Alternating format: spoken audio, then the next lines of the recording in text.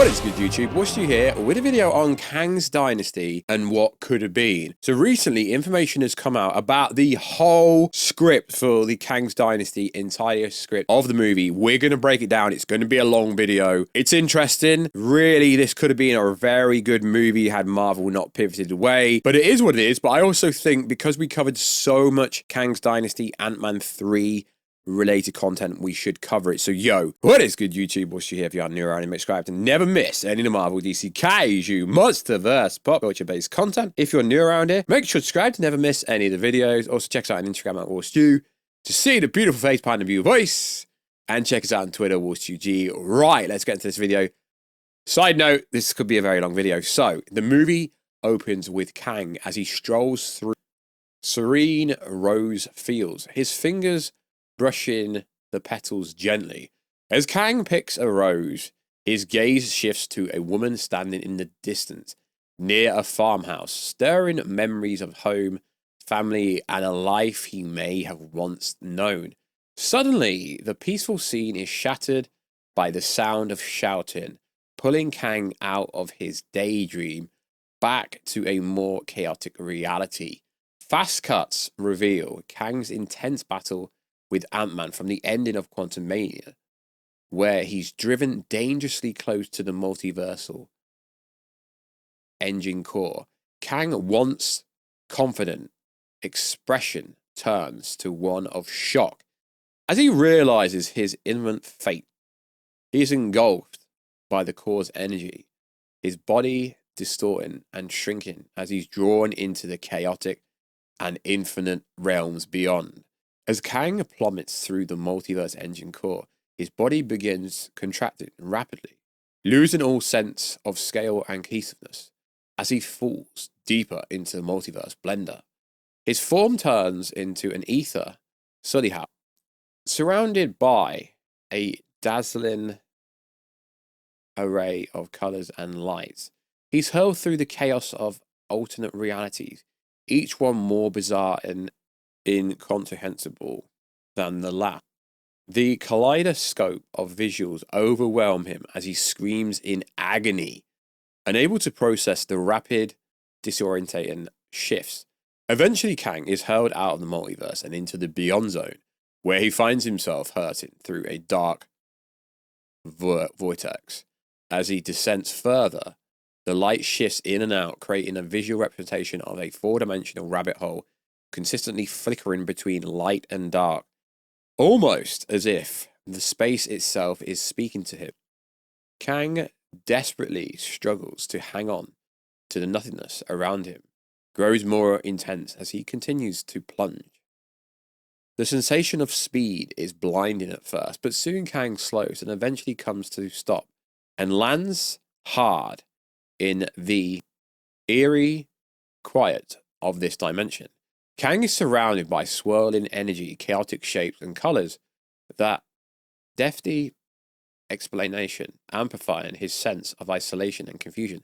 As he floats in the silence, the energy occasionally takes form before dissipating back into the void. His eyes close in a moment, vulnerability, as he quietly whispers a name, Ravonna. His voice carries a deep sense of longing and regret, echoing in the vast emptiness of the strange dimension, disconnected from everything he once knew. In the chaotic realm known as the Nexus of all realities, the Watcher, led by Warstu, confronts Immortus and the Council of Kangs, who have come to assert their dominance over the multiverse. Using their immense powers, the Watcher manages to freeze the Kang's fleet in status, holding them at bay. Immortus, calm and authoritative, sits at the head of the table with his lieutenants, the eager to please Ramatut and the skeptical Centurion.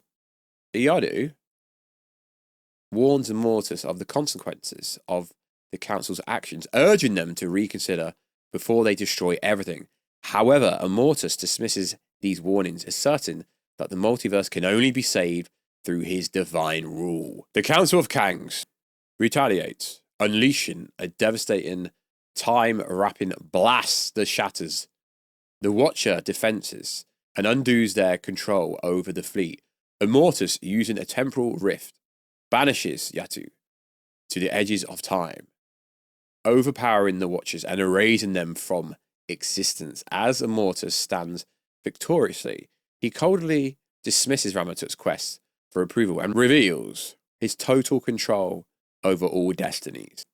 The Satorium, still doubtful about Immortus' true motivation or motives, expresses concern, but Immortus chillingly asserts that fear is what keeps them alive. With the Watcher gone, the Council of Kangs prepare for a battle, unfreezing their warships and setting their sights on Earth 616 to destroy the Avengers and retrieve Shang-Chi's 10 Rings and Miss Marvel Nega Bands, relics of immense power from the previous multiversal war that could reshape reality and rid the multiverse of all the heroes and Marants as they pose a threat to the Kangs. As the nexus of all realities into disarray, time and reality begin to slowly fracture. Loki voiceover reflects on the prophecy from He Who Remains, warning that the multiverse will collapse. Yggdrasil, the tree holding the multiversal together, flickers, symbolizing Loki's role as god of time.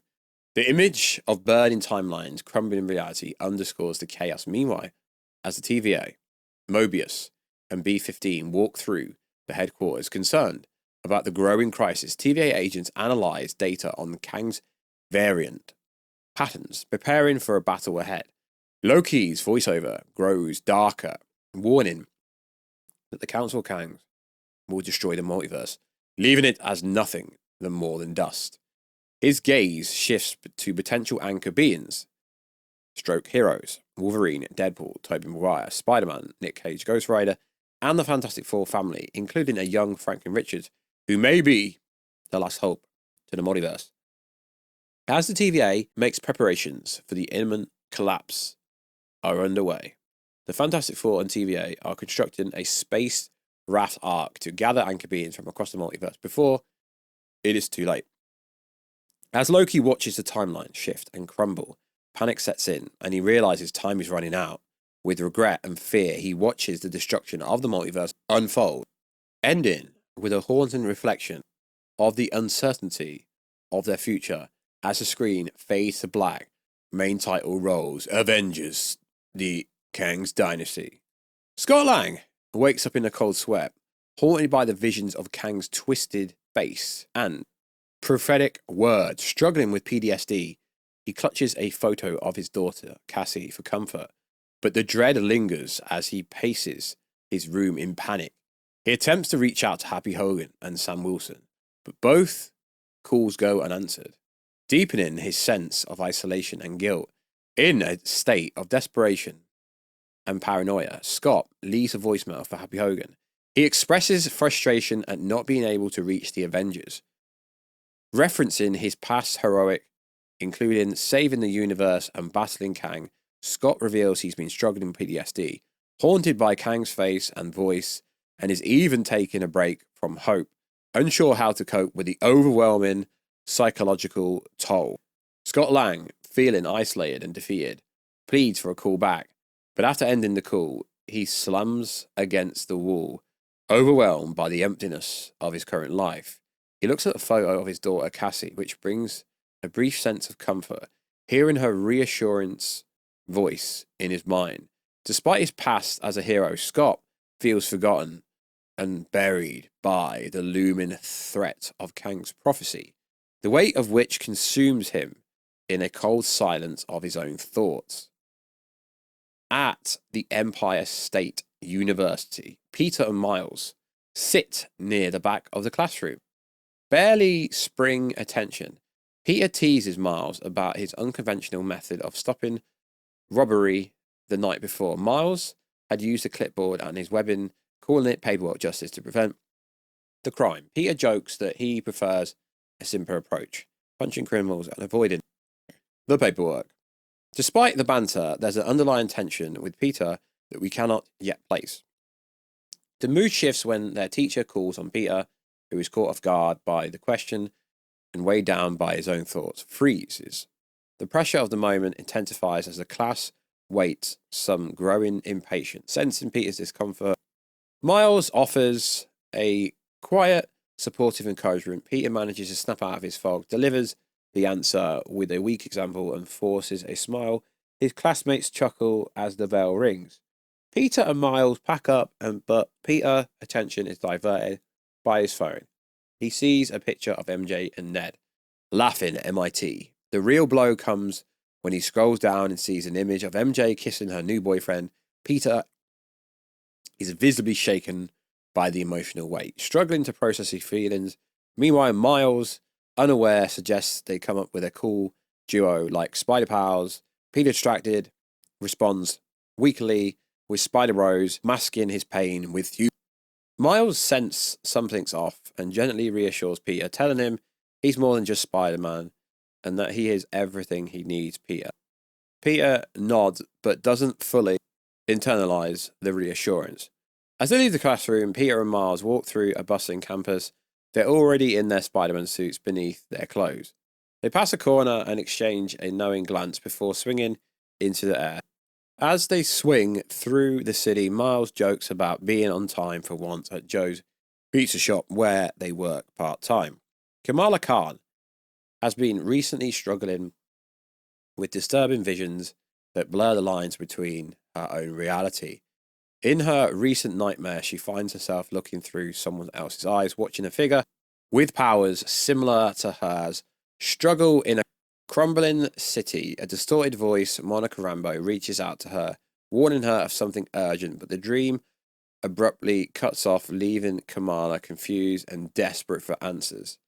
The next day, Kamala seeks answers from Carol / Captain Marvel, expressing her concerns about the dreams and the figure she keeps seeing. Kamala convinces Carol to investigate, and together they travel to Kamashataj, hoping to consult with Doctor Strange or someone who might have insight into strange occurrences. Upon their arrival at Kamashataj, Wong greets them initially with sarcasm, but quickly shifts to a more serious tone as Kamala explains her situation. She reveals her bangle's role in her vision, and Wong quickly deduces that their bangle is more than just an heirloom. It's a powerful beacon, potentially attracting attention from across the whole multiverse. He warns Kamala to stop using it, fearing that her actions could destabilize the multiverse even further. Meanwhile, on the West Coast, Shang-Chi is with Bruce Banner, aka Hulk, and She-Hulk, who have been since testing and investigating the Ten Rings. When Wong urgently contacted him, Shang-Chi, despite his initial reluctancy, Wong's serious tone makes him realize the rings may be tied to something bigger than them. He agrees to wait for Wong before they run any more tests on the rings. And that's kind of linked to a post-credit scene that we've seen before. In the vibrant nation of Wakanda, Sam Wilson, now the new Captain America, stands before his team, deep in thought. Sam's been given endlessly since the events of Brave New World to bring together the current scattered Avengers. As he watches his new recruits, including Torres, the new Falcon, Riri Williams, Rooney, also known as War Machine, making adjustments to their tech, a sense of heaviness hangs over him despite his determination. The weight of Steve Rogers' legacy looms large. As the team assembles, Sam expresses his worry over the absence of the key Avengers like Doctor Strange, Thor scattered across the galaxy. Riri suggests solving the problem with a portal or two, but Sam knows it's more complicated than that. Some heroes don't even want to be found. Shuri reassures him, acknowledging the difficulty of the task, but reminding him his strength and heart. Shuri remains skeptical, questioning how Sam plans to succeed with such an incompetent team amongst imaginal foes. Sam also is result. He may not have godlike strength or mystical powers, but he has the people around him, and together they will fight for each other, for the world. Sam acknowledges Wakanda's support, with Shuri's offering the nation's technology and resources. Meanwhile, Kang the Conqueror travels through the desolate that is the Beyond Zone, where the haunting sound of the distant screams grow louder with each step. These cries stir powerful memories of his lost world, intensifying until they become a maudlin presence, drowning him in sorrow and regret. The weight of these sounds forces him to stop, overwhelmed by the emotion toll they take on him, as fleeting images of his past life flash in his mind, a stark reminder of the devastation he's endured. Amongst the overwhelming cacophony, Kang is confronted by the spectacle figure of a child. The child glaze is filled with sadness and unspoken accusations, causing Kang to hesitate. As the boy's eyes hold him, memories of a happier times flood his mind. They are quickly overshadowed by the guilt of his broken promises. Unable to bear the emotional weight, Kang collapses, his grief and regret consuming him. His voice trembles as he asks, "Am I dead?" The child shakes his head, and Kang whispers, "Ask, do you know where I am?" The child responds, cryptically, hinting at a deeper connection, speaking of how his mother said he has Kang's eyes. In disbelief, Kang mutters, "You're not real," and tries to distance himself from Apparition. But the boy's words cut through him like a blade, accusing him of failing his family. "Why didn't you come back for us?" The child demands. Each word intensifies Kang's guilt. The child's voice trembles with sorrow as he sits beside Kang, accusing him of allowing their deaths. Kang, filled with desperation, pleads that he will find a way to bring them back, but the words feel empty, hollow. Just as the weight of Kang's failure threatens to consume him, a familiar voice echoes from the darkness, speaking of destiny. The voice abruptly cuts off, and Kang frantically calls out Ravonna, but his search yields nothing but silence, leaving him alone in the endless void, trapping him in the haunting shadows of his past. The energy from the probability storm crackles in the air, and something shifts within Kang. His mind fractures, breaking open as the storm gives him the power to manifest multiplicities, clones of himself, much like the distorted version he once saw in the quantum realm. At first, it's disoriented. The clones materializing around him like ghostly reflections, each one a distorted, twisted version of Kang. They are all him, but not him, their eyes filled with the same hunger for control that pulses within his own chest. The clones begin to multiply, their form flooding the buried landscape, each one asserting its dominance, fighting to claim control over the others. Kang is surrounded, trapped in chaos of his own creation. His mind begins to unravel as the clones fight for supremacy, each one an echo of his worst impulses, each one a version of himself that he cannot escape. They mock him, they taunt him with his failures. As they clash, Kang finds himself locked in a battle, not only with physical clones, but with the demons inside his own mind. The battle becomes more than physical. It is metaphorical war, one that represents Kang's struggle to confront his deepest regrets. Every punch, every clash with his clone is a manifestation of his guilt, his inability to save his wife, his children, his own kind. The sheer weight of those failures become unbearable. The clones, now swarming like an uncontrollable tide, begin to reflect his darkest fears. They become the voice in his head, amplifying the terror and sorrow he buried deep within. As the clones close in on him, Kang's mind is plunged into pure chaos. The storm energy distorts reality, wrapping his perception until he's lost within a maelstrom to his own making. He is no longer sure what is real.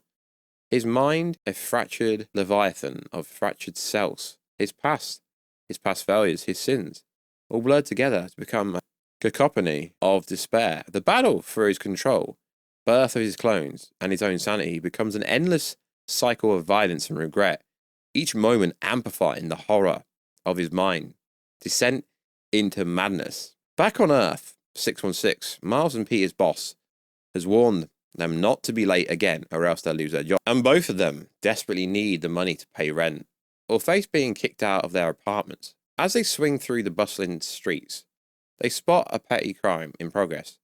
Thief is attempting to steal from a store. In a coordinated effort, Peter and Miles intervene, skillfully subduing the thief, and eventually both of them end up getting fired.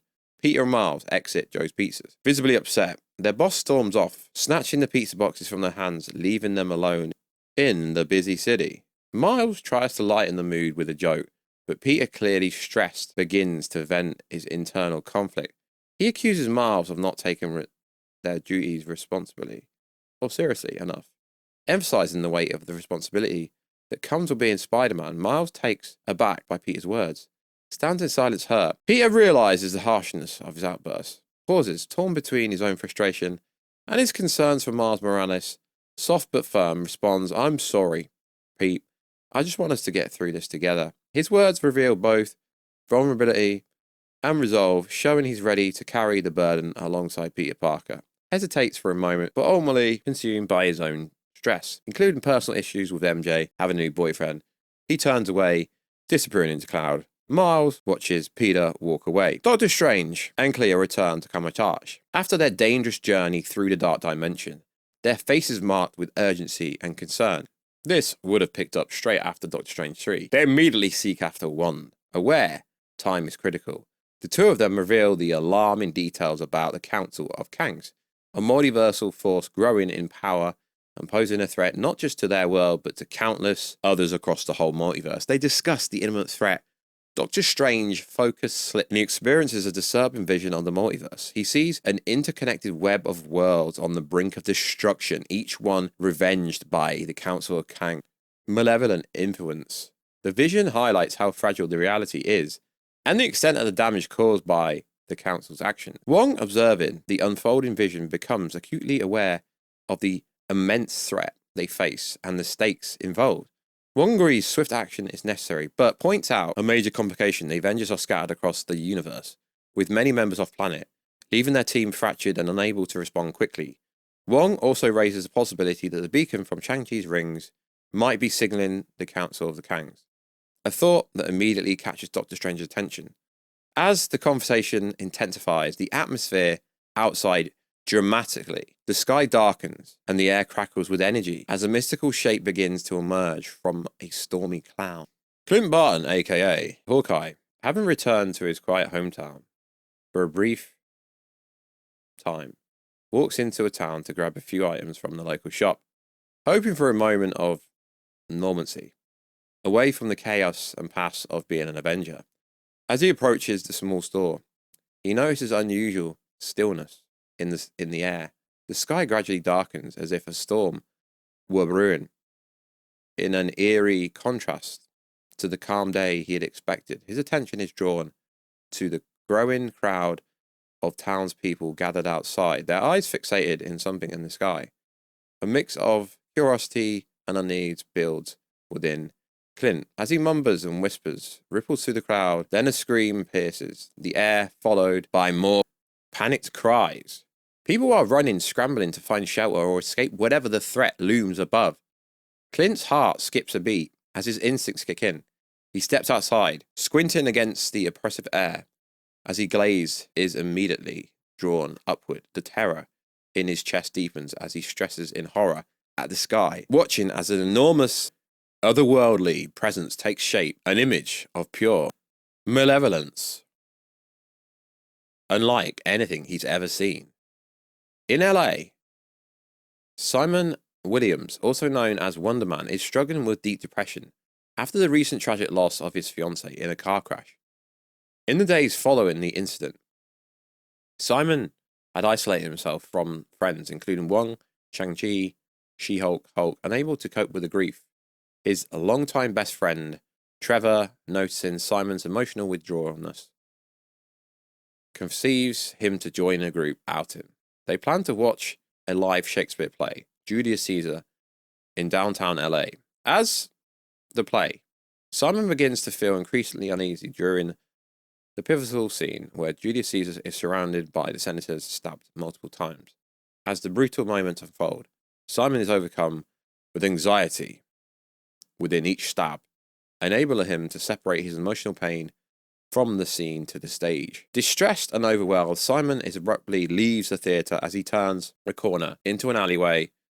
His anxiety raises fast. He puts on his headphones to block out the world, hoping for a reprieve from his grief. As Simon sits in silence, he suddenly notices something strange. The world comes to a standstill. Everyone on the street is frozen, staring up at the sky. Curiosity, dread filled him as he removes his headphone. What he sees sends a wave of terror through him. The arrival of the Council of Kangs in the 616 causes widespread panic and chaos. Immortus, utilizing his powerful telepathical abilities, projects a chilling message across the skies of Earth, declaring the Council's intention to purge the Earth for the sins of the Avengers. The Council accuses the Avengers of stealing the sacred relics, the Ten Rings, and the Negabands, and sees cleansing the Earth as necessary punishment to preserve the stability of the multiverse. As the main trio message reverberates across the globe, fear grips the citizens of Earth 616 in various locations. And individuals react in shock and disbelief. Hank, Janet, Hope are paralyzed by guilt, with Janet overwhelmed, convinced that the Council of Kang's arrival is their fault. Meanwhile, Scott Lang and his daughter Cassie watch Scott's apartment in San Francisco, while Peter Parker, Daredevil, and Moon Knight each witness the projection of their respective cities. Sam Wilson, Shuri, Riri in Wakanda are also glued to television as the broadcast spreads worldwide. The global pandemic escalates as cities descend into chaos. Social media and news outlets amplify the fear, causing widespread citizens' unrest. Emergency services are overwhelmed. Families struggling to find safety as law and order break down the weight of the Council. Terrifying message. Massive multiversal portals tear in the sky, revealing the enormous fleet of the Council of Kangs. The sheer scale of the warships cast an enormous shadow over Earth, sending waves of fears and disbelief across the globe as the ships strategically position themselves above key cities. Their intimidating presence overwhelms the whole world. The Council of Kangs warships hover menacingly over Earth's major cities, releasing devastating energy blasts that shatter skyscrapers and landmarks with terrifying ease. The attacks are imminent and catastrophic, as iconic statues, entire skyscrapers reduced to rubble, citizens caught in chaos flee for their life, running through the streets filled with debris, their faces edged with fear and confusion. Elsewhere, Star-Lord and his grandfather sit in a tense, suffocating silence in a church surrounded by congregation, staring blankly at their phones. The Council of Kangs has issued a cold, merciless warning. Earth's destruction is imminent. The pastors attempt to guide the service towards prayer, feel utterly futile, drowned by the looming terror that fills the room. There is no comfort to be found, only as a growing sense of dread as the reality of their fate settles in. Peter feels the weight of the moment. The world is crashing down on him as the quiet murmur congregation only amplifies the despair. His grandfather watches, silent, the sadness between them unspoken. Outside, a flash of explosion ignites the horizon. Peter's heart sinks as he calculates the blast radius, a grim certainty settling over him. He turns to his grandfather. Their eyes meet in a shared resonation. The explosion shatters the church windows. The chaos erupts in an instant. People scramble for the door desperately, but it's too late. There's no way to run. The blast wave crashes in, and the church and their sanction is obliterated in the devastation. Across the world, emergency services struggle to maintain control, overwhelmed by the scale of destruction and hampered by collapsed communication networks. The sky is darkened by the smoke and flames as the full force of the invasion unfolds, leaving Earth metropolis in its ruins and the survivors scrambling to survive. Amidst the apocalyptic chaos, New York City skyline is now crumbling under the might of the Council of Kang's relentless assault. The air seems to twist and crush as buildings collapse on themselves, as the very fabric of reality is being wrapped. The Council of Kang's devastating ray beams strike the city, sending shockwaves through the ground and causing skyscrapers tilt cautiously before toppling, triggering massive explosions as they collide. The destruction quickly leaves the city in ruins. In the heart of the chaos, Spider-Man swings tirelessly through the wreckage, dodging falling debris and landmarks as he makes his way towards MIT to save Ned and MJ. The scene is a frantic race against time, with the destruction all around him. Miles Morales, also swinging through the devastation, catches up to Peter, urging him to stop and get to safety. Miles pleads that continuing like this will only lead to their deaths, but Peter ignores him. His determination to save his friends outweighs the peril surrounding them. The two Spider-Men look up in horror as the Kangs activate a second, even more powerful wave of destruction. The city is plunged deeper into chaos as the buildings continue to fall, one after another, their flaming debris raining down on the streets below.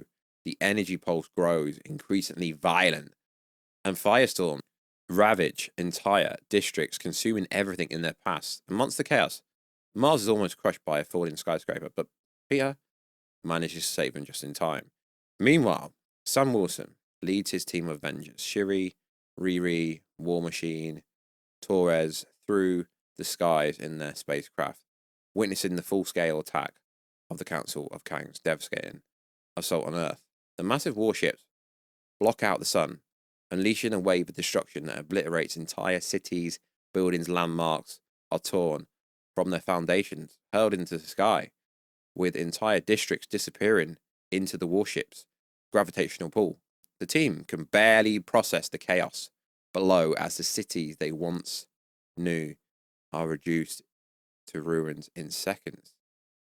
As their spacecraft struggles to stay in control, the Avengers realize they've been caught in the warship's gravitational pull field, spiraling uncontrollably through the sky. The destruction below intensifies as buildings, landmarks, and people are sucked into the vacuum, tumbling through the air towards the approaching warship.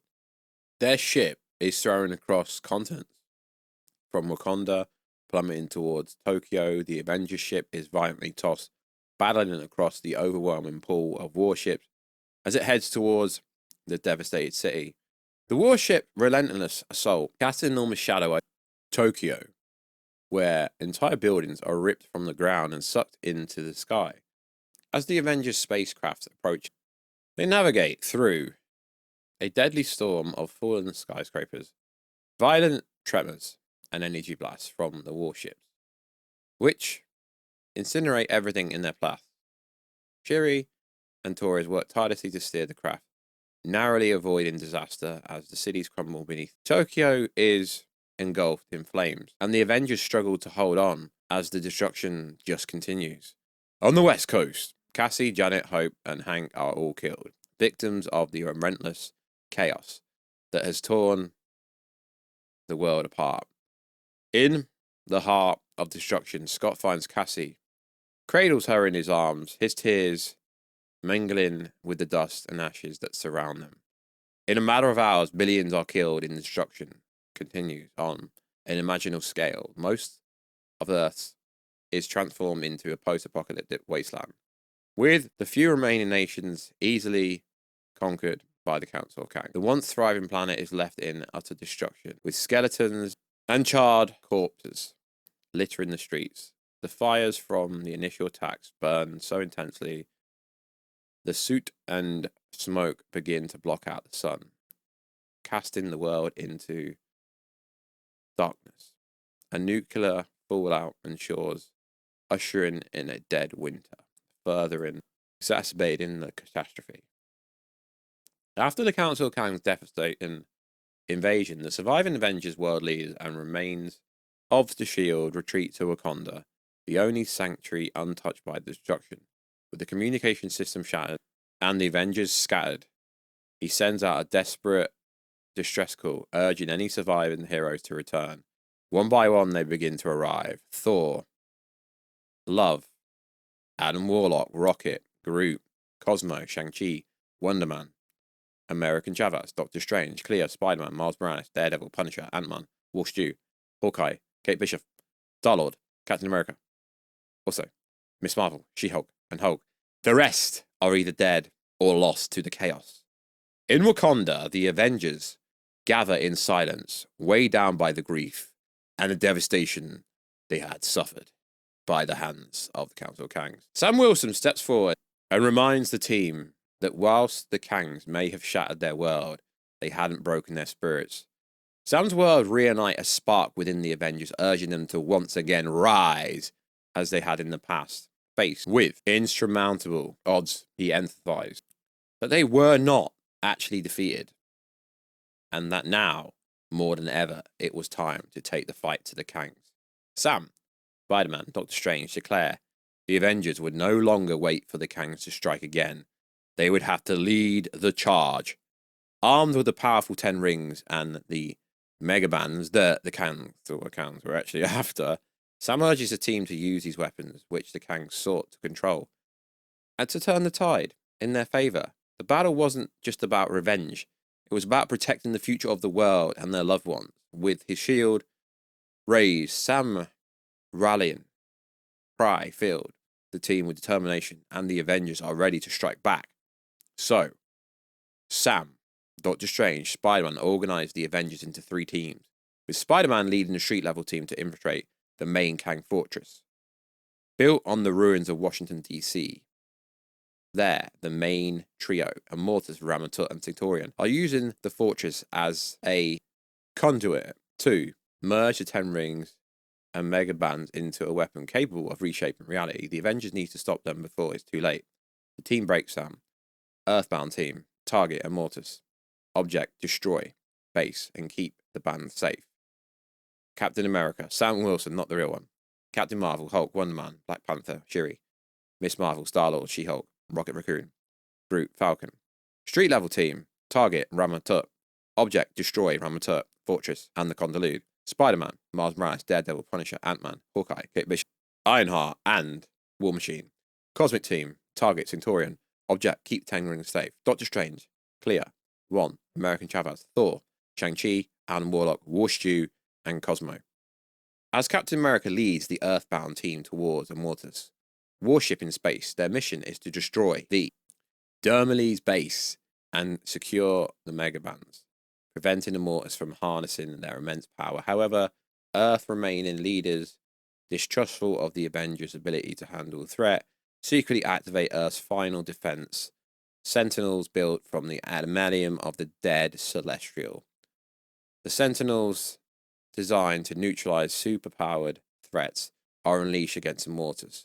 It's revealed that General Ross had authorized the program, viewing the Avengers as a potential danger to global security as the team heads into space.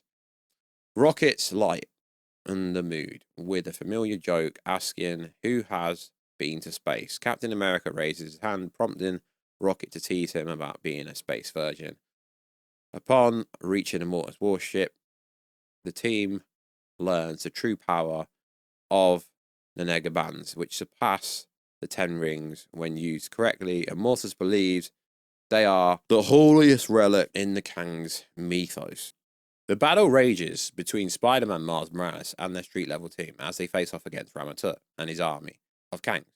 As they try to break down the fortress, the battle intensifies, with Daredevil and Punisher fighting fearlessly to hold their ground. Daredevil uses every ounce of his training, realizing and relying on his sense of reflexes to dodge and counter the Kangs variants close in front of all directions. The fight reaches a fever pitch as they both become surrounded, outnumbered, by never yielding in the final moments. Daredevil summons every remaining ounce of strength, leaping into a series of rapid strikes that incapacitate the last wave of variants. His breath is ragged, his body bruised, battered as he engulfed by the many Kang variants during the chaos. Ramatut strikes Spider-Man with a powerful blow from his Spectre weapon, sending the hero flying across the battle. field. Spider-Man, who is badly beaten up, bloodied, struggles to get back to his feet, but his injuries are served and he collapses, barely able to move. Fueled by rage and desperation, Miles Morales steps forward, enraged and determined to confront Ramatut. He challenges the villain with defiance in his eyes, refusing to back down despite the overwhelming danger. Ramatut, unimpressed, mocks Miles' bravery, finding his actions to be both foolish and amusing. Spider-Man, barely conscious, watches in horror as Miles stands firm against the tyrant. He reaches out weakly, shouting for Miles to stop, but it's too late. Miles is impaled by Ramatut's spectre and killed. Spider-Man watches in horror, unable to move.